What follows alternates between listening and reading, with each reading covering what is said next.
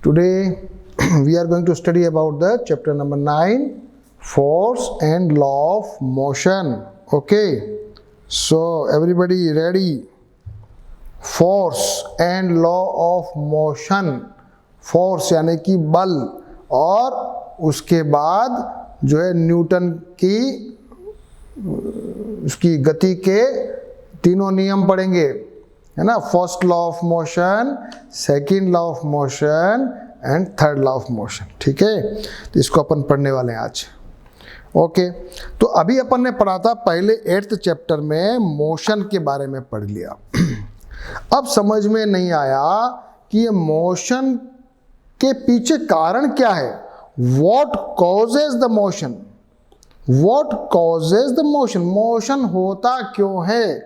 तो इसके ऊपर कुछ दिमाग लगाया कि 3 प्रकार की एक्टिविटी अपन करते हैं ना। ये तो पता चलेगा कि या तो अपन क्या करते हैं, मोशन करने में पुश यानी कि धक्का लगा रहे हैं, या पुल खींच रहे हैं, या हिट उसको एकदम स्ट्राइक कर रहे हैं। चाहे तो भली रेल का इंजन हो, वो भी तो पुलिंग कर रहा है, चाहे अपने गाड़ी हो उसमें अपन पुशिंग कर रहे हैं, है ना, इंजन उसको पुश करता है, और चाहे कोई हिटिंग करता हो। 3 प्रकार का तो ये हो गया।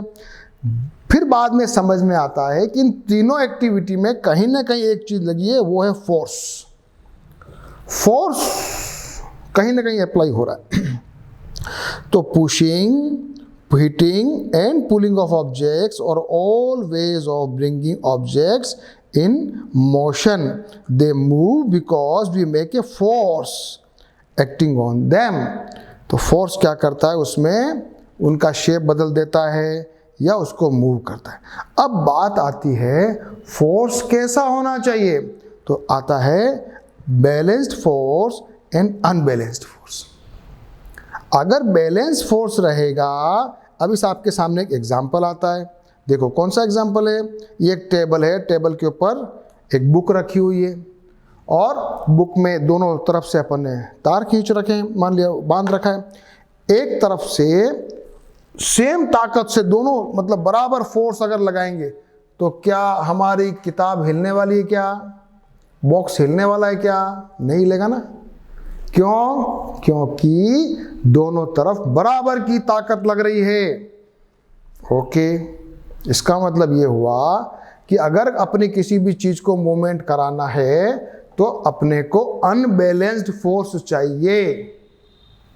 ठीक है, तो यहां पर भी आ गया। अब एक एग्जांपल दे रखा है ये वाला, उसमें 2 बच्चे हैं।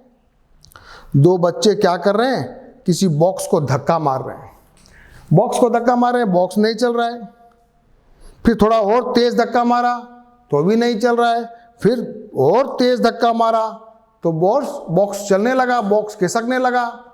तो क्या मतलब हुआ, इसका मतलब ये हुआ कि जो ये बच्चे फोर्स लगा रहे थे और बॉक्स भी उल्टा फोर्स लगा रहा था। बॉक्स उल्टा फोर्स लगा रहा था। ऐसा कैसे? क्योंकि जो बॉक्स होता है ना, उसका वेट होता है, वजन होता है, और वजन जैसे ये मान लिया है, इसको मैं खिसकाऊंगा, अगर बहुत ताकत लगाऊंगा तो खिसकेगा। क्यों? क्योंकि इसका भी वेट है। अभी अपन पढ़ने वाले हैं, अगला टॉपिक आने वाला है। न्यूटन इसी पॉइंट पर पहुंचा था कि यही वेट है, यही मास है, यही इनर्शिया है, और इसी की वजह से कोई भी चीज मूवमेंट नहीं करती है, उसको फोर्स अप्लाई करना पड़ता है। उसी को अपन पढ़ने वाले हैं। तो और अपने मान लेते हैं, क्रिकेट खेलते हो आप, फुटबॉल खेलते हो आप, मान लिया चौका मारा बैट्समैन ने, कुछ देर तक गेंद चलती रहेगी, ग्राउंड में चलती रहेगी, फिर एक जगह जाके रुक जाएगी। क्यों रुकती है बॉल? अगर जोर से हिट मारेंगे थोड़ा दूर जाके रुकती है, जोर से किक मारोगे दूर तक जाएगी, लेकिन रुकेगी तो है ही। क्यों रुकती है भाई? आप साइकिल चलाते हो, स्कूटर चलाते हो, बहुत तेज उसको चला दो, फिर उसको फ्री कर दो, पेडल को रोक दो, गाड़ी को, साइकिल को, क्या करेगा? धीरे धीरे धीरे धीरे धीरे धीरे साइकिल जाके रुक जाएगी। तो ये समझ में नहीं आया भाई, ये साइकिल क्यों रुक गई, फुटबॉल क्यों रुक गई, क्रिकेट की गेंद क्यों रुक गई? इसलिए रुक गई कि वहां पर एक फ्रिक्शन फोर्स लगा है। फ्रिक्शन क्या लगा है? Friction force. इसको हिंदी में क्या कहते हैं? फ्रिक्शन को भैया हिंदी में कहते हैं घर्षण। क्या कहते हैं? घर्षण। यानी कि घर्षण वैसे तो जैसे हाथ हिलाया, ये भी घर्षण है। आपस में फ्रिक्शन, अभी गर्मी हो हाथ गर्म हो गया, तो कैसे गर्म हो गया? Because of friction. तो एक फ्रिक्शनल फोर्स के बारे में भी अपन ने पढ़ लिया, और इसको हिंदी में कहते हैं, ये भी अपन ने पढ़ लिया, फ्रिक्शन कहते हैं। ठीक है, अब गाड़ी जब भी ये बॉक्स मूव करेगा, we need a unbalanced force. ठीक है, अब आ जाते हैं अपन फर्स्ट लॉ ऑफ मोशन पे। फर्स्ट लॉ ऑफ मोशन बहुत ज़्यादा उसमें दिक्कत नहीं है, सिंपल से एक बात करेंगे। क्या करेंगे? An object remains in a state of rest or of uniform motion in a straight line unless compelled to change that state by an applied force। पर आप बस एक बार पढ़ लो फिर समझेंगे इसको। In other words, all objects register change in their state of motion। In qualitative में वे the tendency of undisturbed objects to stay at rest and to keep moving with the same velocity is called inertia। This is why the first law of motion is also known as the law of inertia। अब कुछ बात समझ में आई, पहला law क्या है? तो पहला लॉ याद कर लो, ये पहला लॉ है। क्या है? An object remains in a state of rest or of uniform motion in a straight line unless compelled to change that state by an applied force। ये एग्जैक्टली न्यूटन की गति का पहला नियम है। अब इसको जरा हिंदी में समझ लेना। हिंदी में क्या है? कोई वस्तु यदि स्थिर है तो स्थिर ही रहेगी, या कोई वस्तु गतिशील है तो गति करती रहेगी यदि उसके ऊपर कोई बाह्य बल या एक्सटर्नल फोर्स ना लगाया जाए। समझ में अपन को एक और तरीके से आ सकता है। यदि कोई विद्यार्थी, हमारे जमाने में कहा करते थे, टीचर लोग अगर पीछे से मारते थे बच्चा पढ़ता था, तो यदि कोई बच्चा पढ़ता नहीं पढ़ेगा तो वैसा ही रहेगा जब तक कि टीचर द्वारा बाहर से एक्सटर्नल फोर्स नहीं लगाया जाए। तो याद करने का तरीका क्या है? कोई भी चीज अगर पड़ी है तो पड़ी रहती है, चल रही है तो चलती रहती है, जब तक कि आप फोर्स अप्लाई नहीं करो। और ये जो नियम है वो कहलाता है लॉ ऑफ इनर्शिया या Newton's first law of motion. अब ये इनर्शिया क्या है, जरा इसको अपन थोड़ा सा समझ लें तो अपने को बड़ा मजा आएगा समझने में। इनर्शिया एक शब्द आया। इनर्शिया देखो, इनर्शिया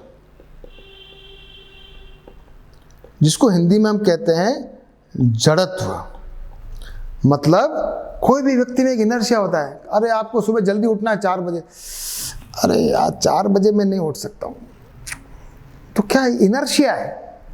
आपको आज ये काम खत्म कर देना है, अरे अभी तो मुझसे होगा नहीं, ये इनर्शिया है, जड़त्व है।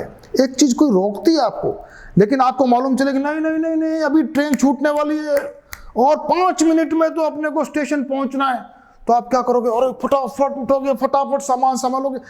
क्यों? उस वक्त इनर्शिया नहीं, क्योंकि बाई एक्सटर्नल फोर्स है। फोर्स क्या है? ट्रेन पकड़नी है। सिमिलरली एग्जाम है कल सवेरे, बाकी तो पढ़ने में मन ही नहीं लगता है, बैठे हैं, लेकिन एकदम मालूम चलेगा कल सुबह एग्जाम है, एकदम नींद आना, बिल्कुल नींद उड़ जाएगी और अपने में एकदम अटेंशन हो जाएंगे। तो वो इनर्शिया जो था उसके ऊपर एक्सटर्नल फोर्स लगाया। तो Newton's law first law of motion क्या कहता है ये हम सब समझ गए, इसको जरा याद कर लेंगे, ये एग्जाम में आएगा। And all object register change in this state of motion. जो खड़ा है वो खड़ा ही रहता है, चलता है वो चलता ही रहता है। अब इसका एग्जाम्पल अभी आने वाला है, अभी अपन देखते हैं। तो पहले ये समझ लेते हैं कि tendency of undisturbed objects to stay at rest to keep moving with the same velocity is called inertia, and that is why this first law of motion is also called the law of inertia। अब एक example आता है, question आता है। आप बस में खड़े हुए हैं और बस एकदम चलती है, बस एकदम स्टार्ट होगी, तो आप क्या करेंगे, एकदम पीछे की तरफ झुकते हैं। ऐसा क्यों? और मान लिया अपन गाड़ी चल रही है और एकदम से गाड़ी ने ब्रेक लगाया, अपन क्या करते हैं, आगे की ओर झुकते हैं। ऐसा क्यों? बताओ। तीसरा क्वेश्चन पूछ रहा हूं आपसे, मान लिया ट्रेन से, चलती ट्रेन से आपको कूदना है और एकदम आप जंप करके प्लेटफॉर्म पे कूदते हो, तो आप जमीन पे गिर जाते हो। ऐसा क्यों? 3 मैंने आपको सिचुएशन बताई। चौथा और देता हूं, कार में या बस में बैठे और गाड़ी जो है साइड में ऐसे टर्न मार रही है तेजी से, तो आप एकदम इधर झुकते हो, इधर मारे इधर झुकते हो। ऐसा क्यों करते हो भाई? सोचो, क्यों करते हो ऐसा? अब मैं कहूंगा कि ये because of the law of inertia है। न्यूटन जो है, न्यूटन की गति के पहले नियम के कारण से आप ऐसा करते हो। अब बताओ, समझाओ मेरे को, समझ लेते हैं। पहले तो आप खड़े थे और गाड़ी एकदम स्टार्ट हुई, आप पीछे झुके। उसका कारण ये कि हमारे जो पैर थे वो तो चलने लग गए बस के साथ, लेकिन हमारी जो ऊपर वाला हिस्सा है वो अभी वो चाहता है कि नहीं मैं नहीं चलूं, तो वो वहीं रहना चाहता पहले वाली पोजीशन में, तो इसलिए पीछे झुकता है। उसी प्रकार से गाड़ी चल रही है और एकदम ब्रेक लगते हैं तो हमारे पैर जो है वो चल रहे थे, ठीक है, और हमारी पूरी बॉडी चल रही, लेकिन पैर अगर रुक गए, यानी कि गाड़ी का जो फ्लोर है वो रुक गया, लेकिन ऊपर का जो हिस्सा है इनर्शिया बॉडी में वो आगे की ओर झुकता है। सिमिलरली गाड़ी अगर टर्न मार रही है तो हम लोग चाहते हैं उसको अपोज करें, तो अपोजिट डायरेक्शन में मुड़ते हैं। सिमिलरली अगर प्लेटफॉर्म पे आप कूदते हो तो आपकी बॉडी मूव कर रही थी ट्रेन के साथ, और प्लेटफॉर्म पे जैसे आपके कदम पड़ते हैं, क्योंकि चूंकि प्लेटफॉर्म जो है वो स्टेबल है, उसमें गति नहीं है, लेकिन आपकी बॉडी मूव कर रही थी, तो वहीं खड़े खड़े आप गिर जाते हो। तो कभी कभी अगर मैं छोटा सा इस पाठ के माध्यम से, चैप्टर के माध्यम से एक छोटा सा अपना जीके भी बढ़ा लें कि कभी आप ट्रेन में ऐसा आपको चढ़ने का या उतरने का चलती ट्रेन में मौका पड़े तो क्या करना है, जब अपने को चलती ट्रेन में चढ़ना है तो उसी स्पीड से एक बार दौड़ना है जिस ट्रेन स्पीड से ट्रेन चल रही है, फिर अपने को पकड़ के चढ़ जाना है, आप चढ़ जाएंगे। या अगर ट्रेन चल गई है और हमें कूदना है तो जैसे वापस जंप करेंगे और जंप करने के साथ वापस दौड़ना है, ट्रेन के साथ अपने को रन करना है। यदि अपन रनिंग करेंगे ट्रेन के साथ तो अपन गिरेंगे नहीं। तो कभी जीवन में ऐसा मौका आ जाए तो ये भी अपने को एक चैप्टर के माध्यम से अपने को थोड़ा नॉलेज बढ़ा, अपने को पढ़ने को मिला। एक कैरम अपन सब खेलते हैं, है ना, तो कैरम में भी ये एग्जांपल आया कि अपन वो सारी गोटियां खड़ी कर दो, फिर नीचे स्ट्राइकर से मारो, स्ट्राइकर नीचे वाली गोटी जैसी जाती है बाकी सब गोटियां गिर जाती है। ये भी एक एग्जाम्पल अपन ने देखा। और एक ये वाला, कुछ नहीं करना, एक कोई भी वो लेना ना गिलास, उसके ऊपर रखना ताश का पत्ता, उसके ऊपर रखना 5 का सिक्का और फिर ताश के पत्ते पे ऐसे मारना, तो जो सिक्का है वो तो गिर जाएगा गिलास के अंदर और वो जो है ताश है वो बाहर निकल जाएगी। तो ये कुछ एक्सपेरिमेंट अपन ने किए, ये समझा। अब आ जाते हैं इनर्शिया एंड मास। अब एक चीज समझने वाले हैं, inertia and mass.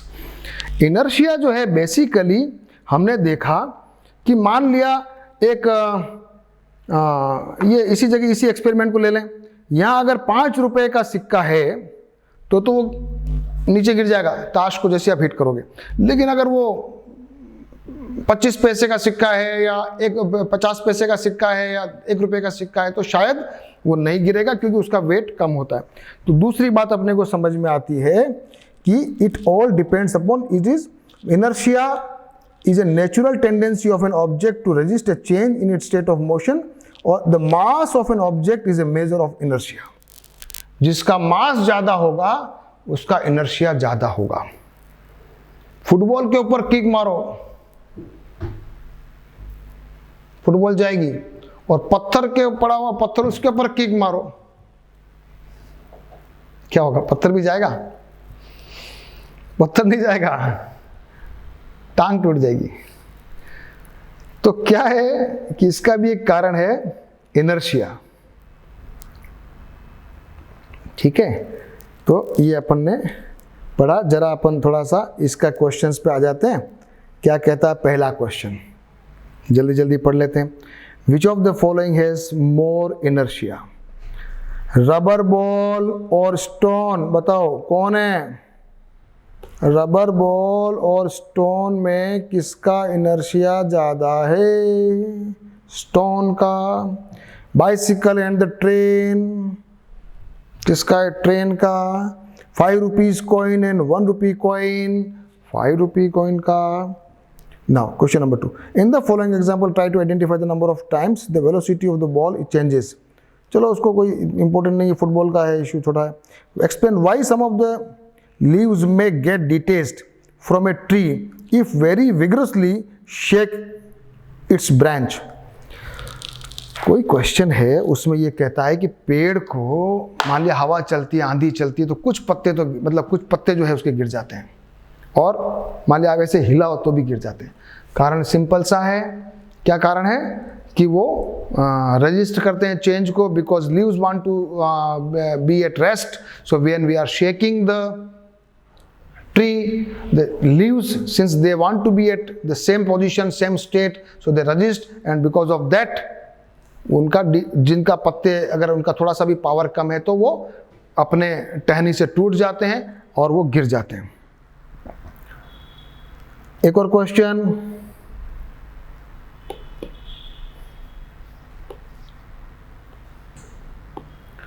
why do we fall in the forward direction when a moving bus brakes to the stop and falls backward when it decreases, when it accelerates from rest? कोई अपन ने पढ़ लिया, गाड़ी चलती है तो अपन पीछे झुकते हैं, गाड़ी ब्रेक लगाती तो अपन आगे झुकते हैं, उसका रीजन हमने पढ़ लिया। नाउ अपने पास आ जाता है सेकंड लॉ ऑफ मोशन। अब आ जाते हैं अपन सेकंड लॉ पे। सेकंड लॉ क्या कहता है साहब? सेकंड लॉ क्या कहता है? मैथमेटिक्स का सेकंड, इसमें मैथमेटिकल जो है उसमें न्यूटन्स का। तो दूसरा अपने इसमें पढ़ा कि मास के साथ एक और चीज आती है, वो है मोमेंटम, है ना। तो ये देखा, एक और आ जाओ, मोमेंटम, एक शब्द आया मोमेंटम। मोमेंटम क्या है? पीवी। एक और चीज अपन पढ़ लें, ठीक है। और यहां अपन देखते हैं कि यहाँ वेलोसिटी, मास के साथ वेलोसिटी भी इंपॉर्टेंट है। फोर्स जो है कहीं ना कहीं उसका संबंध वेलोसिटी से भी है। तो एक शब्द आता है मोमेंटम, ठीक है। और मोमेंटम की क्या है? Momentum is equal to P is equal to what? P is equal to M V. M क्या है? मास, और वी क्या है? वेलोसिटी। तो मोमेंटम का यूनिट बताइए, मोमेंटम का यूनिट बताइए, क्या हो जाएगा? KG meter per second. याद रहेगा, ये आ गया केजी मीटर पर सेकेंड। और ये क्या है? मोमेंटम जो है वो वेक्टर क्वांटिटी है, कभी पूछ ले आपको तो। डायरेक्शन भी है, मैग्नीट्यूड भी है, और इसका यूनिट भी अपन ने पढ़ लिया। अब आता है second law of motion, states that the rate of change of momentum of an object is proportional to the applied unbalanced force in the direction of force। ये याद कर लो, second law of motion.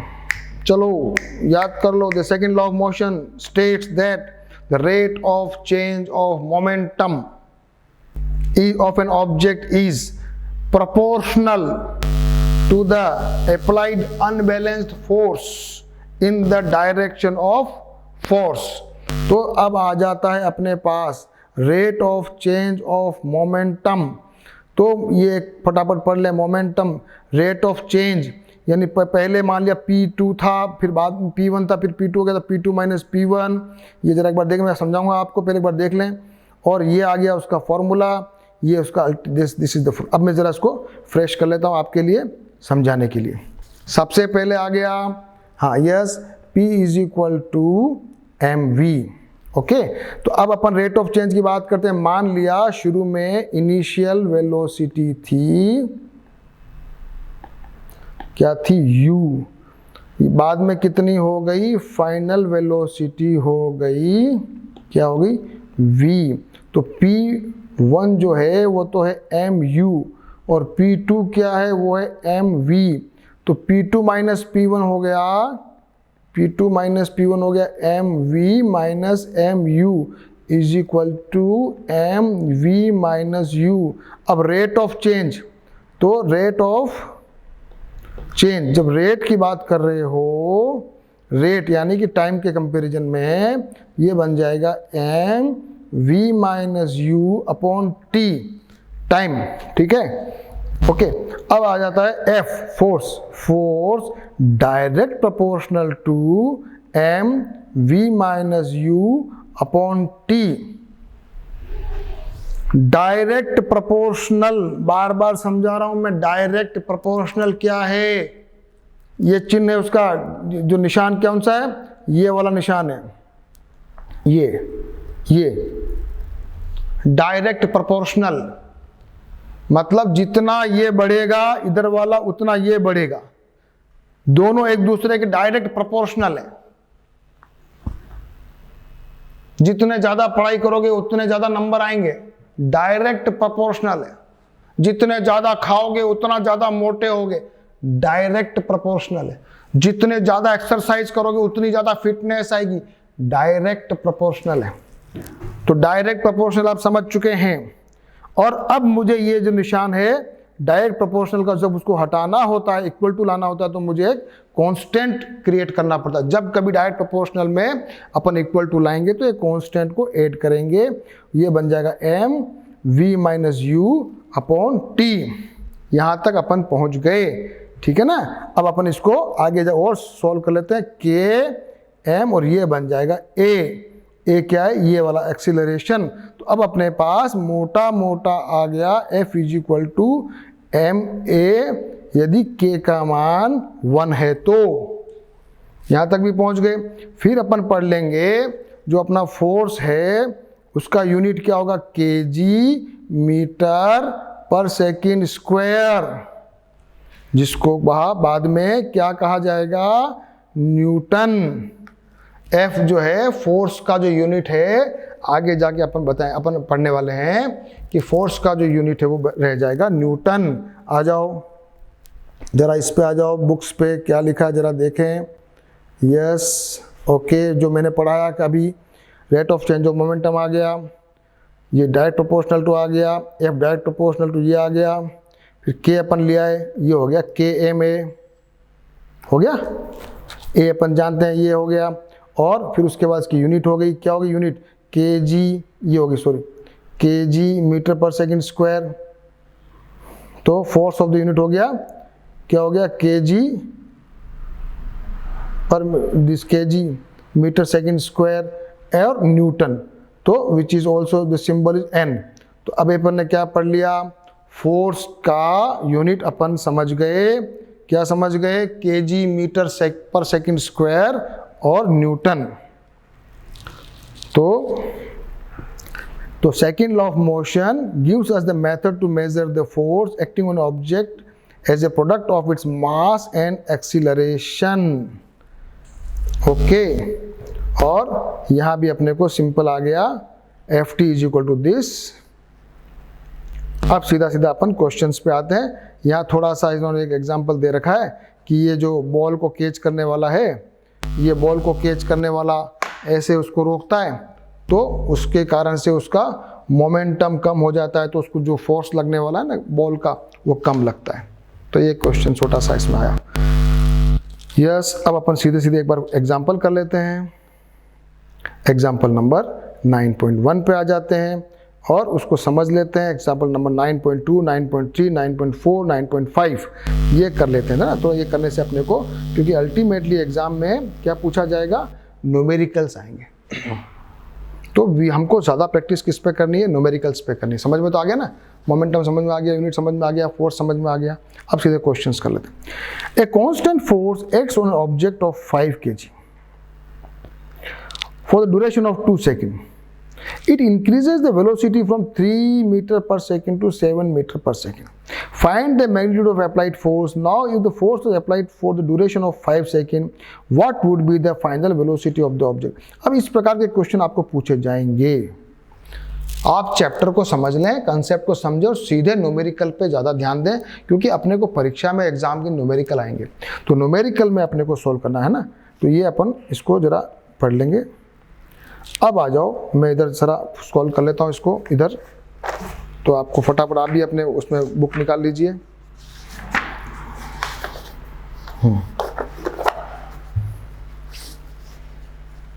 Okay, ready हो गए? चलो आ जाओ इधर। सबसे पहले एग्जाम्पल नंबर अपन ले रहे हैं, एग्जाम्पल नंबर क्या ले रहे हैं? 9.1। कांस्टेंट फोर्स अप्लाई किया है, m दिया हुआ है 5 kg का,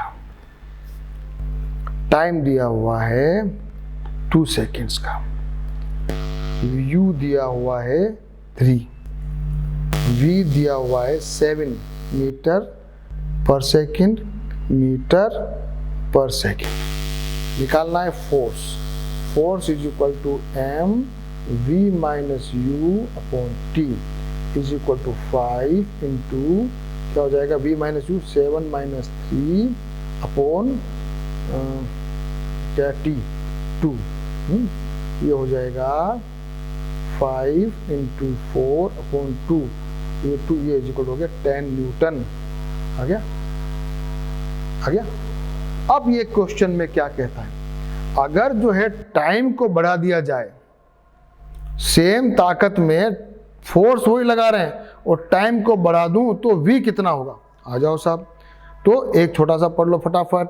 F is equal to m v minus m u upon t होता है, तो ये इसको कर लो, F t is equal to m v minus m u, और हो जाएगा m v is equal to हो जाएगा F t plus m u, तो v कितना हो जाएगा? सॉरी, कहाँ चला गया? v इज इक्वल टू हो जाएगा F t plus m u upon m, इसको अपन लिख सकते हैं u plus F T upon m, ये आ गया v। अब जरा इस फॉर्मूले में आप t की वैल्यू रख दो तो आ जाएगा, और कर लो। u की वैल्यू अपन डाल देते हैं 3 प्लस f दिया हुआ है 10, टाइम देख कर दिया उन्होंने 5 सेकेंड, m है उसका 5, ये आ गया 3 plus 10 is equal to 13 meter per second. ये यूनिट लिखना मत भूलना, उल्टी पुल्टी यूनिट मत लिखना, खास कैलकुलेशन, पहले तो फॉर्मूला समझना, फिर कैलकुलेशन ढंग से करना, काटना वाटना बराबर, और लास्ट में यूनिट लिखना। और इसको करने के लिए आपको प्रैक्टिस की जरूरत पड़ेगी। क्वेश्चन नंबर, एग्जाम्पल नंबर आ जाओ, है ना। सबको एग्जाम्पल करें तो प्रैक्टिस अच्छी हो जाएगी आपकी। मैं जल्दी से तो समझाता हूँ ताकि आपका समय बचेगा। Which would require greater force, accelerating 2 kg mass at this और 4 kg मास एट दिस, किसके लिए ज्यादा ताकत लगेगी? कर लेते हैं अपन ऐसे, पहले तो कर लेते हैं। तो मान लेते हैं अपने को F1 लगेगा, क्या लगेगा? M1A1, और F2 क्या है? M2A2। देखो मैं अब डायरेक्ट सॉल्व कर रहा हूं, और एग्जाम के अंदर कैसे लिखना है वो बुक में आपको एग्जाम्पल में समझा रखा है। ये अभी मैं आपको प्रैक्टिस करके समझा रहा हूं कि किस प्रकार से क्वेश्चन में आपको समझना है, सॉल्व करके देखना है। केवल ऐसे देखोगे तो भी समझ में नहीं आएगा, डायरेक्ट इस तरीके से करोगे तो भी नंबर नहीं आएंगे। नंबर जब आएंगे आपको प्रॉपर तरीके से क्वेश्चन को सॉल्व करना, जो लैंग्वेज बनानी है ना वो लैंग्वेज देख लेना, वो लैंग्वेज का ध्यान रखना। तो M1A1 हो गया, M की वैल्यू 4, क्योंकि अपन प्रैक्टिस के लिए अपन जल्दी जल्दी करते हैं, 2 और A1 5, यहाँ M2A4, ये 2 है, ये हो गया 10, ये हो गया 8। तो ज्यादा ताकत किसकी हुई? F1 की, यानी 2 kg के मास को 5 मीटर पर सेकेंड की स्पीड पे धक्का मारने के लिए जो ताकत चाहिए वो ताकत ज्यादा है। तो आंसर आ गया। क्वेश्चन नंबर 3 कर लो।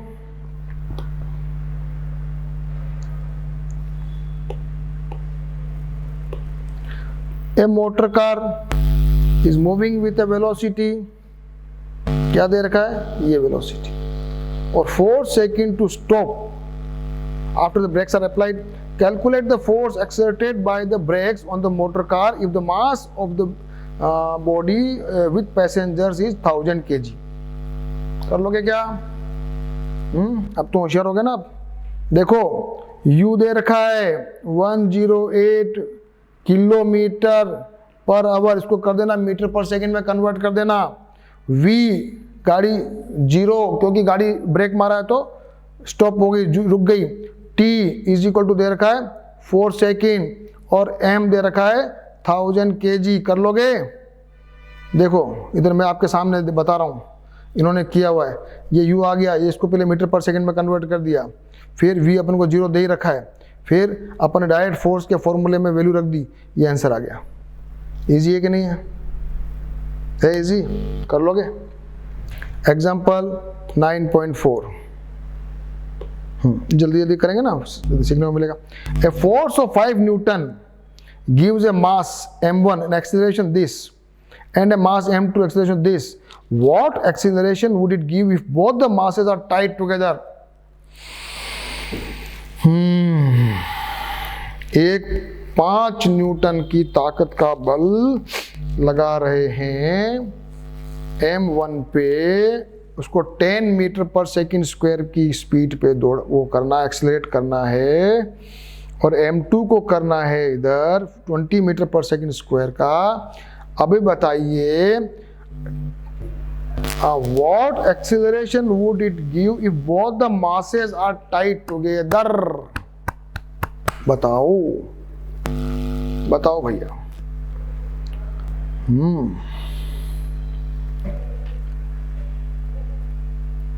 बताओ बताओ बताओ। ये क्वेश्चन तो बड़ा अच्छा है, ये तो एग्जाम में आने वाला है। आएगा कि नहीं आएगा? करते हैं। यस, m1 कोई मास है, तो अपन को क्या दे रखा है, F is equal to 5 newton. अपन को दे रखा है A1 कितना दे रखा है, 10 मीटर पर सेकेंड स्क्वायर, और अपन को पता है F is equal to m1 A1 होता है, तो m1 क्या हो जाएगा, F upon A1 is equal to कितना हो जाएगा, 5 upon 10 is equal to 0.5 kg। फिर दूसरा फॉर्मूला वापस, A2 इज इक्वल टू हमको दिया हुआ है, कितना दिया हुआ है, 20 मीटर पर सेकंड स्क्वायर। ठीक है, वापस से उसी फॉर्मूले के हिसाब से F is equal to m2 A2 है ना, और m2 कितना हो जाएगा, F upon A2 is equal to 5 upon A2 कितना दे रखा है 20, ये हो जाएगा 0.25 kg। अब अपन को क्या करना है, m इज इक्वल टू हो जाएगा m1 plus m2 is equal to 0.5 plus 0.75, ये बन जाएगा 0.75 kg। तो फॉर्मूला लगा दो, F is equal to ma, a is equal to F upon m, F क्या है, 5 अपॉन m 0.75, आंसर आ गया 6.67 मीटर पर सेकेंड स्क्वायर।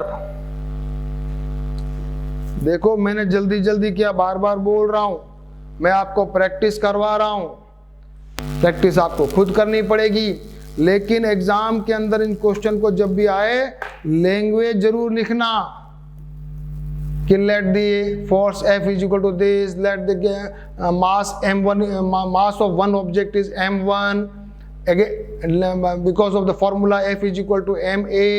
पूरा लैंग्वेज लिखना सीखना, सब लैंग्वेज ये एग्जाम्पल में लिखी हुई है, वो एग्जाम्पल भी, क्वेश्चन भी अपने को लैंग्वेज भी सीखनी है।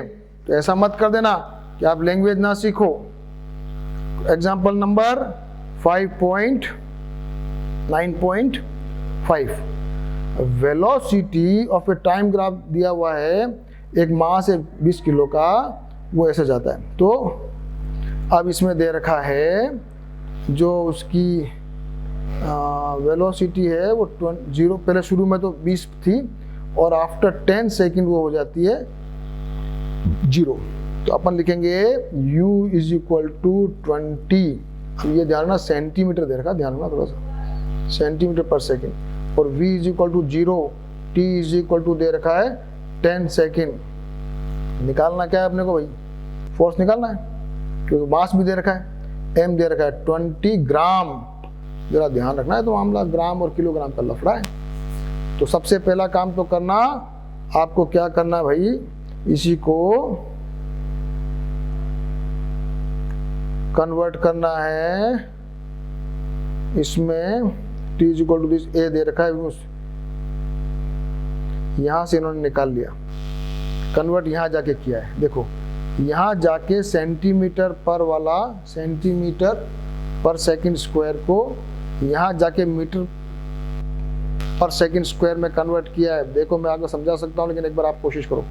उसके बाद उन्होंने वैल्यू रख दी, और ये जो था ना 20 ग्राम, इसको किलोग्राम में कन्वर्ट किया है, ध्यान रखना। तो ये अपना आंसर आता है। अब ये क्वेश्चन बहुत इजी है, लेकिन बहुत ही अच्छा क्वेश्चन है। कर लोगे क्या?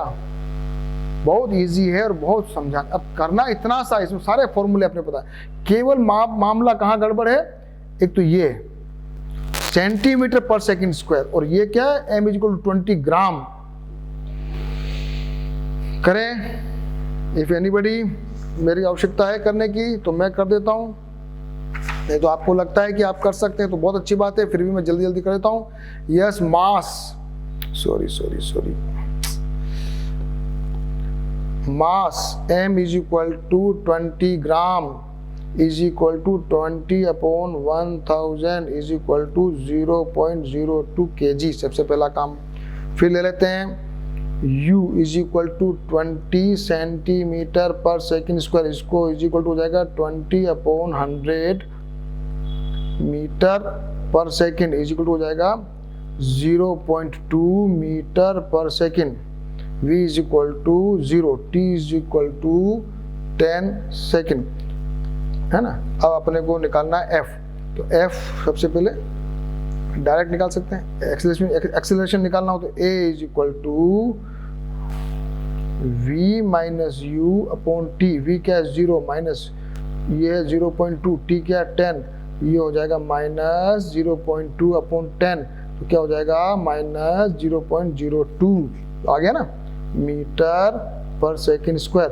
उसको रख दो आप, f is equal to ma, m क्या था 0.02 kg, तो f is equal to 0.02 into a, यहाँ माइनस का 0.02 इज इक्वल टू हो जाएगा माइनस का 0.004 न्यूटन। आया कि नहीं आया आंसर? देखो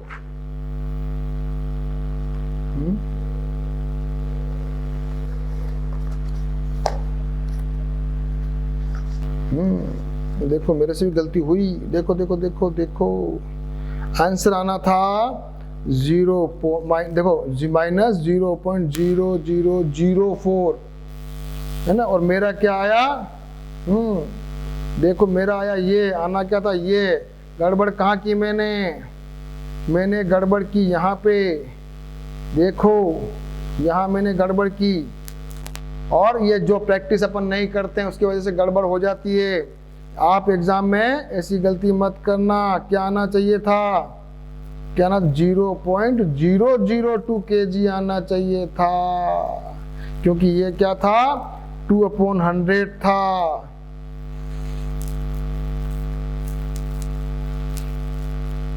नहीं यहाँ तो सही है, ये तो सही है भाई। नहीं नहीं नहीं नहीं, नहीं यहाँ गलती नहीं है, तो फिर गलती कहाँ है भाई? यहाँ भी गलती नहीं है तो फिर गलती कहाँ है? ये भी 0.2 है तो ये तो 0.02, यहाँ भी सही है, तो फिर गलती कहाँ है भैया?